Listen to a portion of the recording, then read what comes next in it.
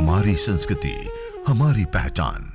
यज्ञ, योग, आयुर्वेद सदा रहे हमारे साथ। भारत के प्राचीन ग्रंथों एवं आधुनिक विज्ञान का दिव्य संगम, यज्ञ महिमा।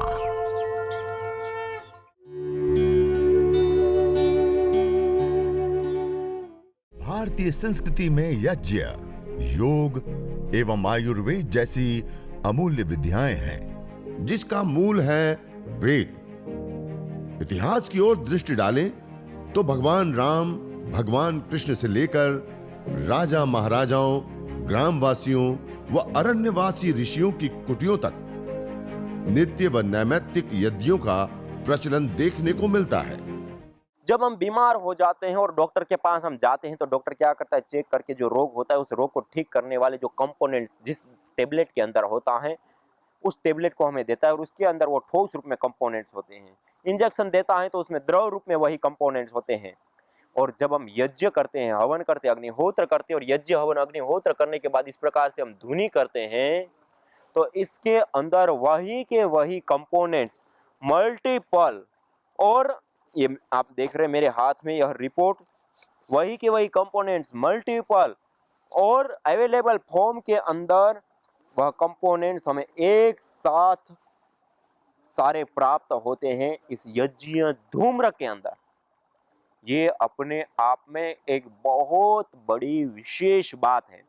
और ये जो मैं आहार की बात बता रहा हूं, क्यों बता रहा हूं इतना जोर दे करके, दूसरी बार दोहरा करके, क्योंकि हम जिस चिकित्सा को हम जानते हैं आज मॉडर्न मेडिकल साइंस को, उसमें जो हमें दवाई दी जाती है और ठोस रूप में दी जाती है वो हमारा सबसे न्यून आहार होता है, जबकि एयर रूप आहार, वायु रूप आहार हमारा सबसे ज्यादा होता है। खाते पीते उठते बैठते चलते बोलते हर समय, यहां तक कि हम सो जाते हैं रात को तब भी ये वायु रूप आहार चालू होता है।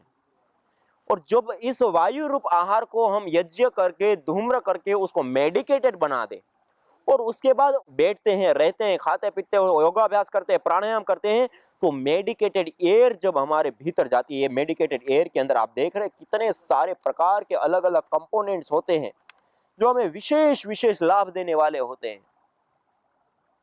Anti inflammatory, anti microbial, anti cancerous, anti अलग अलग प्रकार के जो हम बीमारियों के लिए दवाइयां लेते हैं उसके अंदर जो कंपोनेंट्स होते हैं वो परमिसिबल लिमिट में अवेलेबल फॉर्म में गैस रूप में हमें एक साथ प्राप्त होते हैं इस यज्ञ धूम्र के अंदर, जिस धूम्र को आज हम देख पा रहे हैं, अपने हाथ से अपने घर में हम कर पा रहे हैं। और इसको हम अपने घर में करके उसका हम विशेष लाभ उठा सकते हैं इस यज्ञ को करके, हवन को करके, अग्निहोत्र को करके। इसीलिए हम यज्ञ हवन अग्निहोत्र प्रतिदिन किया करें और हवन करने के बाद उस वायुमंडल में हम रहे, खाना पीना उठना बैठना सारी चीजें हम उस वायुमंडल में करें तो हमारी वो चिकित्सा होती है।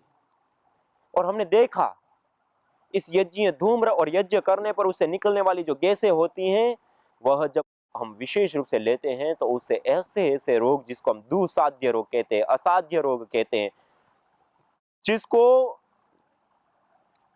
मॉडर्न मेडिकल साइंस में जिसका कोई उपचार नहीं है, चाहे वह एमएनडी हो, मस्कुलर डिस्ट्रोफी हो या कोमा के पेशेंट हो या अन्य ऐसे पेशेंट, उन पेशेंटों को भी हमने ठीक होते हुए देखा।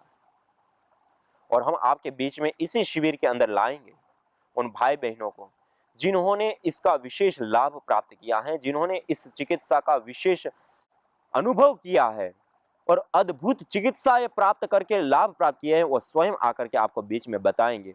तो कल के सेशन में या उससे आगे व्यवस्था अनुसार हम देखेंगे, क्योंकि व्यक्ति जब तक साक्षात रूप से उनके मुख से जब नहीं सुनता है जिन्होंने यज्ञ जीवन, तो उसका एक अलग लाभ होता है। जब उनके ही मुख से हम सुनते हैं, उसके ही मुख से जब हम अपने इस यज्ञ चिकित्सा से संबंधित जो बातें होती है उसको करते हैं तो वो एक अलग ही लाभ होता है। तो आज विशेष करके आपको थोड़ी सी कुछ महत्वपूर्ण बातें अभी मेरे को बतानी है। कुछ रोगानुसार हवन सामग्री आप लिख भी सकते हैं। रोगानुसार हवन सामग्री लिखने के बाद फिर आपको विशेष रूप से आपके जो प्रश्नोत्तर कोई हैं या हमारे कुछ विशेष अतिथिगण हैं तो उसके अनुभव भी और उसका वो भी हम करेंगे। तो आगे के क्रम में हम विशेष रूप से वो करेंगे। तो आइए अब कुछ रोगानुसार हवन सामग्री। यज्ञ चिकित्सा के लिए हमें रोगानुसार जो हवन सामग्री लेनी होती है उसमें हमें क्या करना है और किस प्रकार से हमें प्रयोग करना है। रोगानुसार हवन सामग्री में एक तो सभी के आरोग्य के लिए विशेष करके गुग्गुल होता है। ये मेरे सामने प्लेट के अंदर रखा है। अभी कुछ समय के अंदर पतंजलि सभी स्टोर के ऊपर भी हम शुद्धतम गुग्गुल जिसको कहते हैं उसको हम उपलब्ध कराने के लिए प्रयास करें तो बहुत कम समय में ही आपको यह गुग्गुल भी उपलब्ध हो जाएगा। और उस गुग्गुल के अंदर कहा घृत गुलगुलो होमे च सर्वोत्पातादीन मर्दनम। घी और गुग्गुल का हवन करने पर सभी प्रकार के उत्पाद शांत हो जाते हैं, अर्थात प्रकृति का संवर्धन और पोषण होता है। अथर्ववेद में एक मंत्र के माध्यम से बताया न तम यक्ष्मा अरुंधते नैनम सपथो अश्नुते यम भेषजस्य गुलगुलो सुरभिर्गंधो अश्नुते। जो व्यक्ति गुग्गुल विशेष की सुरभि सुगंध को जिसको प्राप्त होती हैं उसको ना किसी प्रकार के कोई रोग ताप संताप लगते हैं, ना किसी भी प्रकार की अशुभ शक्ति का उसके जीवन में उसके घर में उसके परिवार में वार रहता है। इसलिए यह गुग्गुल की धुनी सर्व आरोग्य। और आयुर्वेद में बता यह गुग्गुल त्रिदोष सामक भी होता है, पुष्टिकारक भी होता है, सुगंधित भी होता है और रोग निवारक भी होता है। इसलिए यह यज्ञ के लिए सबसे उपयुक्त द्रव्य के रूप में धुनी के रूप में भी और यज्ञ के रूप में भी अद्भुत होता है। तो गुग्गुल का प्रयोग आप विशेष रूप से लें। इसी प्रकार से यह कपूर मेरे सामने रखा हुआ है। कपूर विशेष करके जो माइक्रोबायल एक्टिविटी होती है उसको देने वाला होता है। तो अभी जैसे कोरोना वायरस सबसे अधिक फैल रहा है या इस प्रकार की कोई भी इन्फेक्शन या फिर वायरल डिजीज होती है उसके लिए भी आप कपूर की धुनी भी गुग्गुल के साथ करें तो और विशेष आपको लाभ प्राप्त होगा। तो कपूर को भी आप अंगारों के पर डाल करके उसकी धुनी भी आप विशेष रूप से कर सकते हैं। इसी प्रकार से एक विशेष कॉमन हवन सामग्री जो सबके लिए लाभकारी और हितकारी होती है वह है विषग्न धूप। उस विषग्न धूप ये हवन सामग्री सुश्रुत संहिता के अंदर कल्प स्थान में तृतीय अध्याय के अंदर विशेष रूप से उसका वर्णन है और वहां पे बताया धूमे अनिलेवा विष संप्रयुक्त हैं खगाः श्रमार्ता प्रपंति भूमौ काश प्रतिशाय शिरोरुजश्च भवन्ति तीव्राः नयनामयश्च। अर्थात धूमे अनिलेवा विष संप्रयुक्त हैं खगा समार। जब यह जो वायुमंडल है वो ऐसे जहरीले धूम से युक्त हो जाता है और जहरीली वायु हो जाती हैं तब पंछी उड़ते हुए गिर जाते हैं, थक जाते हैं जल्दी से उड़ते हुए। और काश प्रतिशाय, काश मानी खांसी होना, प्रतिशाय मानी जुकाम हो जाना, नाक बहने लगना, नासिका में जलन हो। काश प्रतिशाय शिरोरुजश्च, सिर में भारीपन हो जाना और नासिका में जलन होना, गले में खराश और जलन और खांसी आदि हो जाना और दमा की प्रॉब्लम हो जाना, सांस लेने में घुटन और सांस लेने में तकलीफ होने लग जाना, ऐसी जब समस्याएं होने लगे। अर्थात अभी जब हम बड़े बड़े नगरों में देखते हैं कभी कभी जो वायु प्रदूषण का कहर मच जाता है, बहुत भारी मात्रा में वायु प्रदूषण बढ़ जाता है, उस दौरान जो स्थिति होती है ऐसी स्थिति जब हो जाती है तो उस दौरान हम ऐसी स्थिति में क्या करें तो कहते हैं कि लाक्षा हरिद्रा तिविशा। ये मैं आपको कुछ हिंदी में कुछ द्रव्य अर्थात एक नुस्खा बताए हैं। लाख, हल्दी, अतीश, हरड़, मोथा, निर्गुंडी, इलायची, तमालपत्र, तगर, पुष्करमूल और उसके अभाव में कुष्ठ या कूठ, फूल प्रियंगु, ये कुछ ऐसी औषधियां जड़ी बूटियां हैं। उन सब का सम्मिश्रण करके यह विशेष हवन सामग्री तैयार होती है, विषग्न धूप हवन सामग्री, जो चरक सुश्रुत संहिता में विशेष करके तृतीय अध्याय में उसका वर्णन है। इससे हवन करना और बाद में अंगारों के ऊपर डालना, इस प्रकार से करते हैं तो इससे वायुमंडल का शोधन होता है, वायुमंडल का पोषण होता है, वायुमंडल पवित्र होता है और जो जहरीली गैसें होती हैं जिसमें गले में खराश, खांसी, दम घुटने से लेकर के अलग अलग जो समस्याएं होती हैं विशेष करके उन समस्याओं से हमें निजात मिलती है, मुक्ति मिलती है।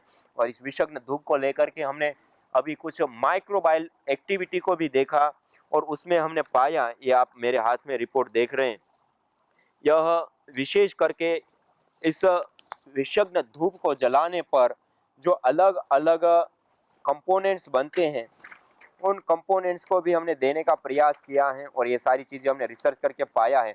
इस हवन सामग्री को जलाने पर क्या क्या अलग अलग कंपोनेंट्स बनते हैं और इसके वायुमंडल में आने पर इसके अंदर ज़बरदस्त माइक्रोबायल एक्टिविटी होती है और उसके कारण से जो वायुमंडल के अंदर व्याप्त जो अलग अलग प्रकार के बैक्टीरिया, वायरस, फंगस आदि होते हैं वो नष्ट होते हैं, दूर होते हैं और हमारा बचाव होता है। तो घर की सुरक्षा के लिए, वायुमंडल के शोधन के लिए, माइक्रोबायोलॉजिकल प्रदूषण से बचाव के लिए और आरोग्य की भी इसके अंदर मेडिसिनल गुण है, उससे आरोग्य की भी प्राप्ति होती है। तो इस प्रकार से यह विशेष जो विषग्न धूप है उसका भी हम विशेष रूप से प्रयोग इस यज्ञ में वायु शोधन के लिए हम विशेष रूप से विषग्न धूप का प्रयोग, एक कॉमन गुग्गुल और विषग्न धूप मैंने बताया।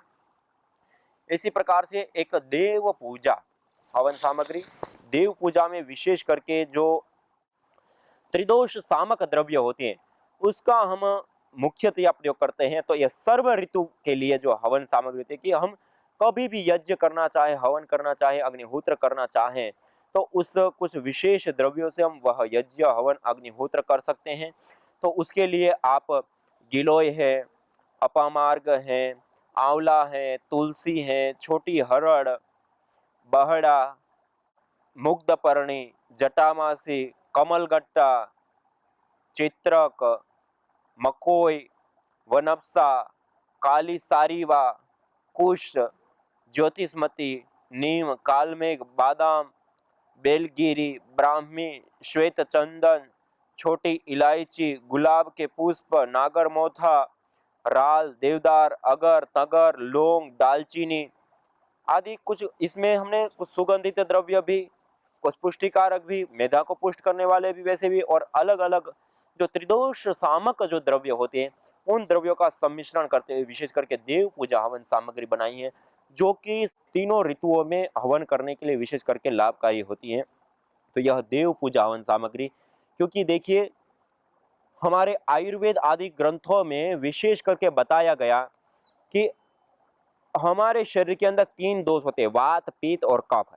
ये तीनों का जब तक संतुलन रहता है तो हमें विशेष आरोग्य की प्राप्ति होती है और जब उसका असंतुलन हो जाता है, यह दोष घट बढ़ जाते हैं तो उस समय हमारे स्वास्थ्य की हानि होती है। इसलिए हम यज्ञ, हवन, अग्निहोत्र जो करते हैं वह भी उसमें एक विशेष भूमिका निभाता है वात, पित्त, कफ और इन तीनों दोषों के संतुलन को बनाए रखने में। तो हम वात, पित्त, कफ दोष जो बढ़ते घटते उसके कई सारे कारण होते हैं। उसमें एक हमारा आहार भी कारण होता है, माता पिता का द्वारा दिया गया जन्म भी एक कारण होता है, किस समय में जन्म हुआ आदि आदि, और एक स्थान विशेष का भी प्रभाव होता है, एक एटमॉस्फेयर का भी, वायुमंडल का भी प्रभाव होता है। इस प्रकार से इन सब चीजों का प्रभाव विशेष करके हमारे शरीर के ऊपर पड़ता है वात, पित्त, कफ दोषों को कम या ज्यादा करने के लिए। तो जब ये वायुमंडल होता है उस वायुमंडल के अंदर ही वात, पित्त और कफ दोष बढ़ते और घटते रहते हैं। जब वर्षा ऋतु होती है तो वर्षा ऋतु में स्वाभाविक रूप से वायुमंडल के अंदर रुक्षता और वात दोष बढ़ जाता है। इसलिए आप देखेंगे उस समय सर्वाधिक लोगों को जिनको वातज प्रकृति के दोष होते हैं उनको कमर में दर्द, घुटनों में दर्द, अकड़न, गर्दन में टेढ़ी हो जाना, सर्वाइकल स्पॉन्डिलाइटिस आदि, साइटिका, ये जो वात से संबंधित रोग होते हैं उसका उपद्रव जिनको होता है वो विशेष रूप से उस समय जकड़ जाते हैं और बहुत ज्यादा परेशान हो जाते हैं। इसी प्रकार जो शीत ऋतु होती है उस समय कफ दोष विशेष रूप से बढ़ जाता है और कफ दोष की विकृति होती है। तो उस समय सर्दी, जुकाम, बुखार, ये अलग अलग प्रकार के उस प्रकार के कफ की बढ़ने के कारण जो रोग होते हैं वो होते हैं। ऐसे ही ग्रीष्म ऋतु होती है तो ग्रीष्म ऋतु में उष्णता बढ़ती है, इस वायुमंडल से वो विशेष रूप से प्रभावित होता है। तो हमें विशेष रूप से पित्त से संबंधित प्रकोपित होने के फोड़े, फुंसी, शीत पित्त से लेकर के मूत्र संस्थान से संबंधित धातु रोग से लेकर के अलग अलग प्रकार के जो गर्मी के कारण होने वाले रोग होते हैं वो रोग हमें विशेष रूप से होने लग जाते हैं। क्यों? क्योंकि उस समय उस वायुमंडल के अंदर वो दोष बढ़ा हुआ है और मैंने जैसे अभी आहार की बात की, ठोस, द्रव और गैस 3 रूप में हम आहार लेते हैं। उसमें जो गैस रूप आहार होता है वो सबसे ज्यादा, हम 24 घंटा एनी टाइम खाते पीते उठते बैठते सोते और यहाँ हर समय हम इस वायु रूप आहार को ले रहे हैं, और वही उसी के अंदर वात दोष बढ़ा है, पित्त दोष बढ़ा है, कफ दोष बढ़ा है, तो वो 24 घंटे ले रहे, तो हमारे शरीर में भी वो बढ़ेगा, और हमारे शरीर में बढ़ेगा तो उसके कारण से हमें वो समस्या झेलनी पड़ती है। इसलिए हमारे शास्त्रों में विधान किया ऋतु अनुसार यज्ञ करना, ऋतु अनुकूल हवन करना, अग्निहोत्र करना। तो ऋतु अनुसार हवन अग्निहोत्र यज्ञ कैसे करेंगे? तो उसके लिए हम विशेष करके ऋतु अनुसार जड़ी बूटियां, हवन सामग्रियों का प्रयोग सम्मिश्रण करके करें। जब वर्षा ऋतु है तो उस समय हम वात निवारक द्रव्यों का विशेष रूप से प्रयोग करें। ग्रीष्म ऋतु है तो उस समय पित्त निवारक शीतल द्रव्यों का विशेष रूप से प्रयोग करें। इसी प्रकार से शीत ऋतु है, उस समय कफ दोष बढ़ता है तो उस समय हम कफ दोष को निवारण करने वाले द्रव्यों का प्रयोग करें। ग्रीष्म ऋतु में पित्त निवारक द्रव्यों का प्रयोग करें, और उससे हम हवन करके पहले से ही हमारा जो वायुमंडल है जिसके अंदर हम 24 घंटा श्वास लेते हैं और आहार के रूप में हम लेते हैं, उस वायुमंडल के अंदर पहले से ही वात पित्त कफ दोष को हम संतुलित कर लेते हैं। और पहले से ही हम संतुलित कर लेते हैं तो उसके कारण हमारे श्वास प्रश्वास के माध्यम से हमारे भीतर जो 3 दोष जा रहे हैं वह भी संतुलित मात्रा में जाते हैं। जब वो हमारे भीतर भी संतुलित मात्रा में गए तो किसी भी प्रकार का कोई रोग दोष किसी प्रकार का होगा ही नहीं। इसलिए पहले से ही वात पित्त कफ को संतुलित करने के लिए विशेष रूप से बताया गुग्गुल, इसको त्रिदोष सामक बताया गया। हमारे प्राचीन ग्रंथों में गुग्गुल को तीनों दोषों का समन करने वाला बताया गया, और यह जो गुग्गुल होती है उसकी बहुत विशेष महिमा बताई गई है।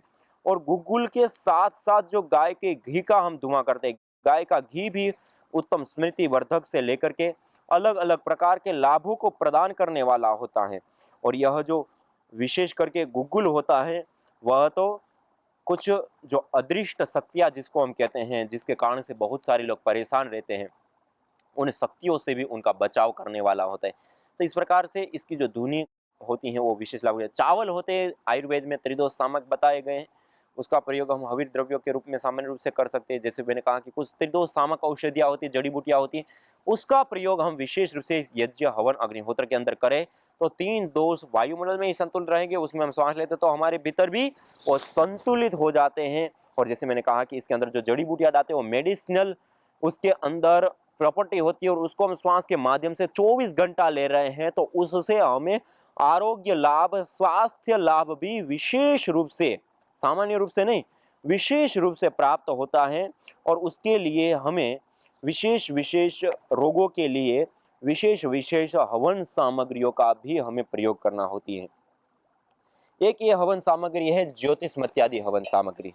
यह जो ज्योतिषमत्यादि हवन सामग्री है वह ज्योतिषमत्यादि हवन सामग्री विशेष करके जो मस्तिष्क से संबंधित रोग, और उसमें भी मुख्यतया जो मिर्गी का रोग है, मिर्गी के रोगियों के लिए, और इसी प्रकार से उन्माद जिसको हम भूतोन्माद भी आयुर्वेद की भाषा में बोलते हैं, उसके लिए विशेष करके ज्योतिषमत्यादि हवन सामग्री लाभकारी होती है।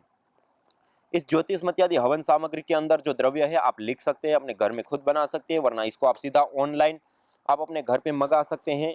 हमने ये पतंजलि योगपीठ से बनाया हुआ है। तो इसके अंदर जो विशेष द्रव्य है ज्योतिषमती, मालकांगनी जिसको बोलते हैं, शंख पुष्पी, ब्राह्मी, अश्वगंधा, अगर, तेज पत्ता, अपामार्ग, इलायची छोटी वाली, गुलाब के फूल, जटामासी, गुग्गुल, सर्पगंधा, कपूर, श्वेत चंदन, पीपल, तालिसपत्र, वच, कूट, ये कुछ ऐसे विशेष द्रव्य हैं जिसके सम्मिश्रण से यह ज्योतिषमत्यादि हवन सामग्री बनती है। इस ज्योतिषमत्यादि हवन सामग्री से हवन करने पर, अग्निहोत्र करने पर, होम करने पर, हमने देखा एक गुजरात की बहन, उनको करीब 5 साल पहले से उनको मिर्गी की प्रॉब्लम थी। 4-5 साल से वो अलग अलग मिर्गी के लिए एलोपैथ की दवाओं से लेकर के अलग अलग प्रकार की दवाओं का वो सेवन कर रहे थे, लेकिन कोई विशेष लाभ उनको नहीं मिल पा रहा था, कोई ऐसी विशेष उनको राहत नहीं मिली। और एक बार हमने वृष्टि यज्ञ रखा था गुजरात में, और उस समय वो बहन मिली थी और उस समय उनको कहा कि आप यज्ञ कीजिए और उस धुनी में रहिए और आप उसमें प्राणायाम का अभ्यास कीजिए। और उन्होंने निरंतरता के साथ वो किया। जो 4 साल से ठीक नहीं हो रहा था, वो केवल 6 महीने के अंदर उनका मिर्गी का रोग में विशेष लाभ हो गया। योग साधना के पहले हम हवन करते हैं, हवन थेरेपी करते हैं। वहाँ बहुत सारे छोटी मोटी बीमारी के लोग आकर उनका लाभ लेते हैं। तो एक बार एक माता पिता कपल आए थे, तो उनके हाथ में बहुत बड़ा फाइल था, बहुत मायूस होके आए थे। तो नरसी भाई और हमारी सभी टीम ने उनसे कंसल्ट किया, तो उन्होंने बताया कि मेरी बेटी है, कितने साल की, 20 साल की, 20 साल की बेटी है, कोमा में है, उसे कुछ पता नहीं चलता, आंखों के सामने भी अंधेरा है, पूरे बेड पर सब जगह नली लगाई हुई है, नाक में नली है, गले में नली है, सब जगह पाइप लगाया हुआ है, उसे कुछ समझ में नहीं आ रहा है क्या हो रहा है। कोमा में आपको पता होगा कि इंसान को कुछ भी पता नहीं चलता, सिर्फ श्वास प्रश्वास चलती रहती है, बाकी आसपास कुछ भी पता नहीं चलता। तो उन्होंने उनके बारे में कहा कि उसको बहुत सर दुखता था पहले, तो ऐसे फ्रिक्वेंटली उसको होने लगा था। तो एक बार इतना सर दुखने लगा कि उसका सर फटने लगा और आंखों के सामने अंधेरा छाने लगा। तो उन्होंने तुरंत डॉक्टर के पास लेके गए। डॉक्टर ने कहा कि तुरंत इनका MRI कराओ। तो MRI जब करवाया तो डॉक्टर को पता चला कि पिट्यूटरी ग्लैंड में गांठ है, ट्यूमर जैसे गांठ है। तो उन्होंने बोला तुरंत ऑपरेशन करना पड़ेगा, लेकिन इसका हम गारंटी नहीं दे सकते, मतलब ठीक होगी नहीं होगी, कोमा में भी जा सकती है, जिंदा भी रह सकती है, हम कुछ गारंटी देंगे नहीं, लेकिन ऑपरेशन करना पड़ेगा। तो अभी हम जब डॉक्टर के सामने जाते हैं तो लाचार होके जाते हैं, हमारे लिए डॉक्टर ही भगवान होता है, तो जो आप बोलोगे वो करना पड़ेगा। तो ऑपरेशन तो हो गया, लेकिन उनकी बेटी कोमा में चली गई। 20 साल की बेटी इंजीनियरिंग स्टूडेंट थी, 2nd ईयर स्टूडेंट है, तो वो पूरी बेड में आ गई। एक ऑपरेशन करने के बाद 1 महीना तक बेड में थी। डॉक्टर ने बोला अब इनको लेके जाओ, और कितने दिन रखोगे यहाँ? तो उन्होंने बोला कि हम घर लेके जाके भी क्या करेंगे, उतनी सुविधा तो है नहीं, तो आप यहीं रखो। तो उन्होंने बोला हम यहाँ नहीं रखेंगे, आप दूसरे हॉस्पिटल में लेके जाओ। तो अपोलो हॉस्पिटल वाशी में, वहां उनको लेके गए। वहां 3 महीने तक रखा, लेकिन कोई प्रोग्रेस नहीं। तो उन्होंने सुना था कि यहाँ कैंसर के पेशेंट आते हैं, उनका ठीक हुआ है, ऐसे सुनते सुनते वो पाटीदारवाड़ी में आए थे।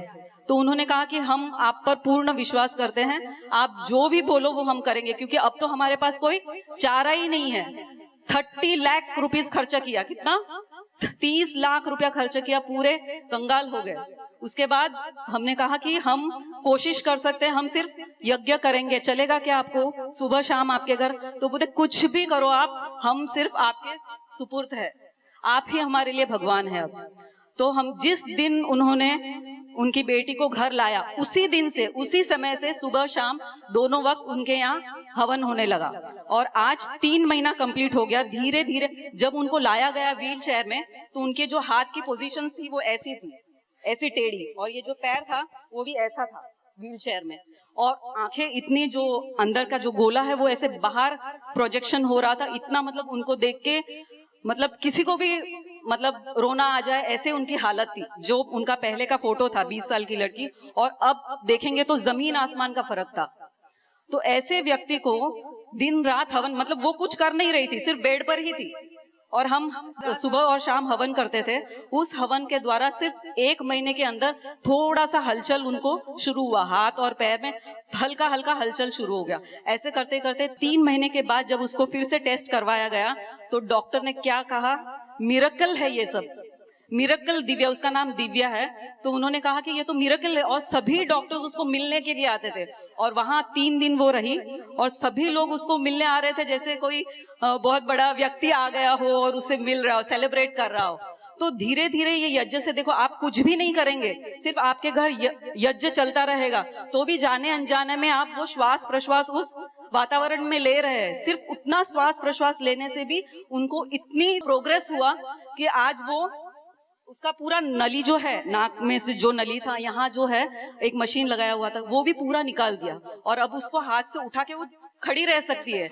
और जो आंखों के सामने जो अंधेरा था वो भी उसको दिखने लगा। बहुत ही आश्चर्य, हम भी मतलब सोच नहीं पा रहे थे कि ये कैसे हो गया। तो हमारे लिए भी ये आश्चर्य की बात है। यज्ञ भारतीय संस्कृति की मुकुटमणि है, प्रतीक है, मूल है। मानव जीवन के हर पहलू के साथ यज्ञ जुड़ा हुआ है, चाहे वह संस्कार, चाहे पूजा पाठ या फिर पर्व से लेकर हर शुभ अशुभ अवसरों में भी यज्ञ करने की सार्वभौमिक, वैज्ञानिक एवं पंथ निरपेक्ष पावनी परंपरा रही है। आइए हम संकल्प लें, संसार के श्रेष्ठतम कर्म यज्ञ को अपनाएं। पिंड और ब्रह्मांड में संतुलन कायम करने वाले यज्ञ को अपने जीवन का अभिन्न अंग बनाएं एवं प्रकृति मां के प्रति अपने ऋणों को अदा करें। विश्व स्वास्थ्य का एक नारा, यज्ञ से होगा जग उजियारा।